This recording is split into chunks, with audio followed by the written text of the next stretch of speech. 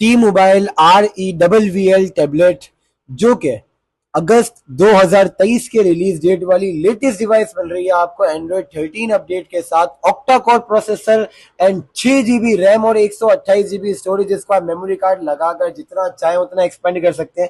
एक दफा चीज की आप ब्राइटनेस चेक कीजिए, कलर क्वालिटी चेक कीजिए। 6 GB 128 GB के अंदर IPS LCD 10.36 इंच LCD के साथ ये IPS LCD मिल रही है आपको, जिसमें 7040 mAh की Li पॉलीमर बैटरी मिलेगी आपको।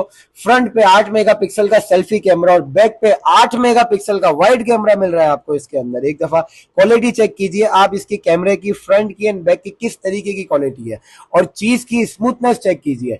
डार्क ग्रे कलर के अंदर ये पीस मिल रहा है आपको, इसी तरीके की साफ सुथरी कंडीशन में जैसा कि देख रहे हैं। एक दफा इसकी शार्पनेस चेक कीजिए, वीडियो क्वालिटी चेक कीजिए, ब्राइटनेस चेक कीजिए, कलर चेक कीजिए, और अब एक दफा इसकी आप साउंड क्वालिटी चेक कीजिए।